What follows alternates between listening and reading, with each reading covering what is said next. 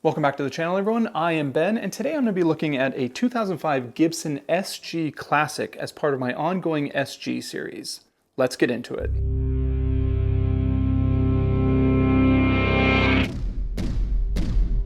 One of my favorite SG guitars to date, the confusingly named SG Classic, entered the Gibson lineup in year 2000. Originally marketed as a limited edition model, Gibson actually ended up producing this guitar for a total of 12 years. And the truth is, you'd be hard-pressed to find anything but positive, glowing reviews about the SG Classic. Now let's get into it, we'll point out some specs, and we'll do a sound test. In 2000, Gibson had this to say about the SG Classic. Gibson USA is proud to introduce for a limited time the SG Classic. Inspired by the late 1960s SG Special, this hot new guitar faithfully recreates the look and sound of the SG that helped define the most famous era of British guitar pop and the American psychedelic movement. So you might be wondering, why didn't Gibson just call it the SG Special then? Well, they actually still were producing the SG Special, or the then current evolution of what the SG Special had become, and this had just enough different features, I guess, to call it something a little bit different. Now, as to why they didn't call it the SG Special Classic or the Classic Special, couldn't tell you that. I think that would be a better name for it. But we all know if they were going to call it the SG Special 69 reissue, they probably would have charged about 5 times what they did end up charging for this. So thankfully they didn't do that. Now, as far as the price was concerned, they actually wanted a pretty reasonable $700, all the way up to about $850, $900, depending on what year over that 12-year span that you bought this guitar. Now, this guitar, they say, was inspired by a late 1960s SG Special, and for the most part, they got it pretty close. As per the usual with most SGs, this guitar has a solid mahogany body. This one in particular is 2 pieces, with the bulk of the body being one giant slab, and then this second side being the other slab here, this little wing on the right side with the controls anyway. You can actually see that when you look at the striations here in the wood and how the color changes. Now, it seems like most SG Classics are at least 2 pieces. I've seen a couple 3-piece bodies. I've yet to see a solid 1-piece mahogany body, and I doubt they would save that piece of wood for a budget guitar. Now, in my opinion, the SG Classic has one of the duller body designs, and what I mean by that is, yeah, you've got some carving here, but nothing too intricate. Take the horns, for example. Yes, they are pointed when you look at it from the front there, but if you were to look at it from the side, you can see that we've got some really fat horns there. And I personally prefer when all 4 sides, the front, the back, and the 2 sides of the horn converge into more of a true pointed horn, whereas you're just not going to get that on this guitar. Now, if you've seen some of my other SG videos, you know my favorite carve is the angle back on the heel, and unfortunately, the SG Classic just does not have that at all. Which is why I say they got it mostly right, because if you look at a lot of the SG Specials from the late 60s, they actually did have that heel angle back. So I think that is just a bummer on this guitar, but I understand why. This was the exact same body they were using for the SG Standard and the SG Special around the time that it came out. Moving on to the neck here, we've got a 1-piece quarter-sawn mahogany neck with a Indian rosewood fretboard. Just like in the 1960s, this also joined the body at the 19th fret. For measurements on the neck, I'm getting a 1.68 here at the nut. On the first fret, I'm getting a 0.81. And down here at the 12th fret, I'm getting just shy of an inch at 0.98 inches, which is actually the second fattest 12th fret that I've measured, right behind the Slash Les Paul Anaconda burst I did sometime last year. Now, Gibson says this is a 50s fat neck, and yeah, it's definitely fat as you just got the measurements, but it feels pretty good. It doesn't have too hard of shoulders on it, so it's a real nice, perfectly rounded C, and I think it does fit the comfort of my hands anyway pretty nice. It's one of my favorite necks. Inspired by the late 1960s SG Specials means you can take a few liberties when you need to. And in the case of this guitar's hardware, they definitely did that. And what I mean is you've got a stop bar and a two-pneumatic bridge here, whereas if you look at any late 60s SG Specials, they all had the Maestro Vibrola on them. And to be honest with you, I'm okay with this change because those just generally not very highly regarded. Now, you've got a typical stop bar two-pneumatic bridge on this guitar, which functions just like any other two-pneumatic bridge. You can adjust the sides by turning these little thumb screws there to raise the height or lower the height, and then you can do individual intonation by turning the little screw there, which will move the saddle back and forth. Now, I am the second owner of this guitar, and it seems like the first owner had notched out the bridge so you could put it in either way and it would work either way. So there's actually 2 sets of notches on most of the saddles here. I don't know why they did it. That's how it is now, and it works fine. Next up, we get to one of the more magical parts of this guitar, and that's the two Gibson P90s here. And I say that because honestly, there's really not a lot of SGs that have this entire package of a stop bar, a two-pneumatic bridge, and the two P90s. Now for these P90s, you've got Alnico 5 magnets as opposed to the Alnico 2 magnet P90s that are also available. The measurements on these pickups in particular, I'm getting a 7.76 at the bridge, and in the neck I'm getting a 7.88. In the middle position, I'm getting a 3.90. Now let's turn this guitar around, we'll pop open the cavity and see what we've got going on in there. Pretty standard back here, it looks clean enough.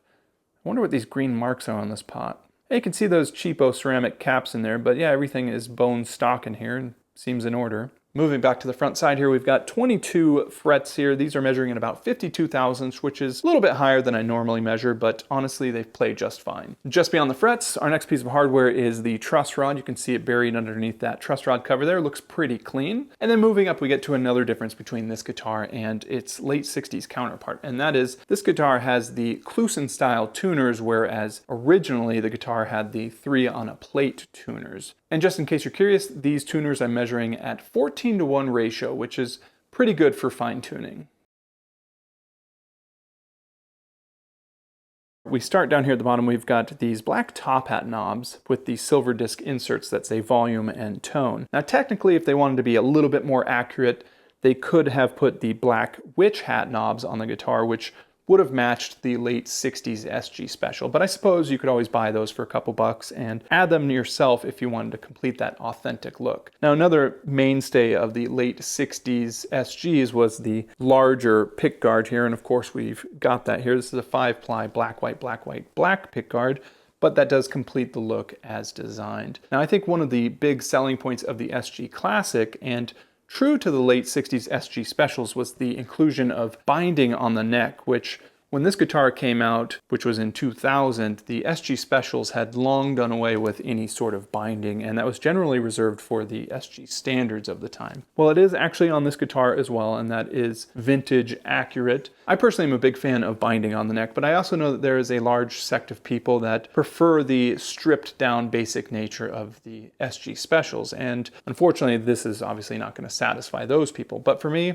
I think that is a-okay. We've also got the dot markers, which is something that's been on most SG Specials, although there were a few years where they had block inlays. Now moving on from there, we get to the nut. Now I did ask Gibson what this nut was made out of, as I could not find it in any of the documentation that I have, and they deduced that because they were using Corian on the SG Standards at the time, this most likely is a Corian nut as well, but that is not 100% confirmed. And lastly, on the top of the headstock here, we get to this mother of pearl Gibson logo here. Let's see if I can get a better angle so you can see some of that pearlescence there. It is a very nice inlay at the top there. Now you might be wondering, how's the neck dive on this guitar? Because if you've been watching my channel, or pretty much any other channel, you know that some SGs have a tendency to do that, and other SGs just seem totally fine. And I think a lot of it does have to do with what kind of strap you're using, but for this test, I like to use just a pretty generic 2-inch strap, something that I think most everybody has lying around. So let's give it a shot and see. Look at that. Not really much neck dive at all, huh? Not even an ounce of neck dive on my SG Classic here, but I think a lot of that could be aided in the fact that the weight of this guitar is almost 8 pounds, coming in at about 7.83, which is one of the heavier SGs that I've measured to date.